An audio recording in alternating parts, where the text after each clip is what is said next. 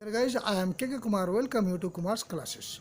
कभी ना कभी आपने किसी से यह कहते हुए अवश्य सुना होगा, उसे घर बेचने की नौबत आ गई है, मुझे काम छोड़ने की नौबत आ गई है, पाकिस्तान को भीख मांगने की नौबत आ गई है इत्यादि। आप जानते हैं नौबत आ जाना के लिए हम कौन सा एडवांस इंग्लिश स्ट्रक्चर का यूज करते हैं? इसके लिए हम रेड्यूस टू का यूज करते हैं। रिड्यूस टू का यूज करते हैं। आइए इसे कुछ एग्जाम्पल्स के द्वारा और भी क्लियर होने का प्रयास करते हैं। हमारा पहला एग्जाम्पल है, उसे घर बेचने की नौबत आ गई है। सबसे पहले आप सब्जेक्ट ही को लिखें, उसके बाद वर्ब भी, ही के साथ वर्ब भी इज आएगा, अतः इज लिखें। उसके बाद रिड्यूस टू लिखें, फिर वर्ब को VING फॉर्म में लिखें, यानी सेलिंग, बेचना, सेल तो सेलिंग, और अंत में बचे हुए शब्द द हाउस को लिखें। इस प्रकार हमारा सेंटेंस तैयार हुआ, he is reduced to selling the house. तो सबसे पहले आपको सब्जेक्ट लिखना है, उसके बाद वर्ब भी लिखना है, उसके बाद रिड्यूस टू लिखना है, उसके बाद वर्ब का ING फॉर्म लिखना है, उसके बाद बचे हुए जो भी वर्ड्स होते हैं उसे लिखना है। तो he is reduce to selling the house, उसे घर बेचने की नौबत आ गई है। और यदि आपको बोलना है मुझे काम छोड़ने की नौबत आ गई है, तो इसके लिए आप लिखें I am reduced to leaving the job. I am reduced to leaving the job. और यदि आपको बोलना है पाकिस्तान को भीख मांगने की नौबत आ गई है, तो इसके लिए आप लिखें Pakistan is reduced to begging. Pakistan is reduced to begging.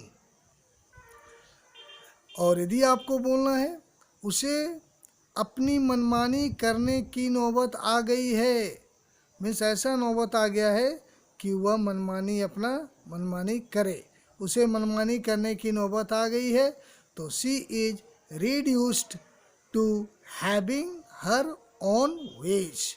Having HAVING, having, her, own OWN, own, ways WAYS। Having her own ways means अपनी मनमानी करना।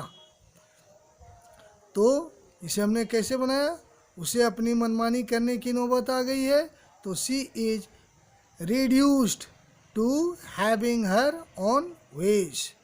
और यदि आपको बोलना है मुझे ऐसी बातें दोबारा कहने की नौबत आ गई है, मुझे ऐसी बातें दोबारा कहने की नौबत आ गई है, तो इसके लिए आप लिखें I am reduced to saying such words again। इसे हमने कैसे बनाया, I am reduced to having such words again।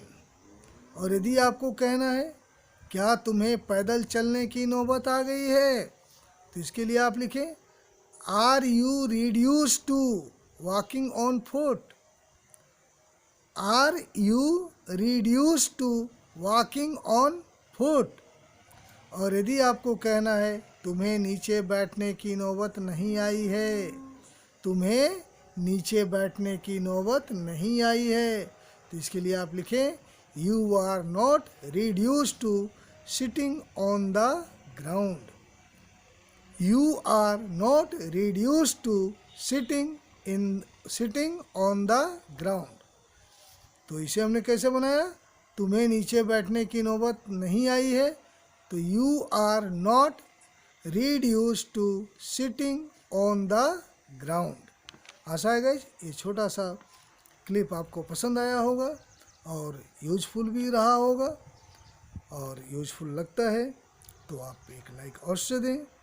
और यदि आपको लगता है कि इस चैनल को सब्सक्राइब करना चाहिए, यह फ्री चैनल है, तो आप इसे सब्सक्राइब भी कर सकते हैं, और साथ में बेल आइकन को भी प्रेस करें ताकि जब भी मैं कोई नया वीडियो अपलोड करूं आपको समय नोटिफिकेशन मिलता रहे। I think that's enough for today. Thank you very much. Have a good day guys.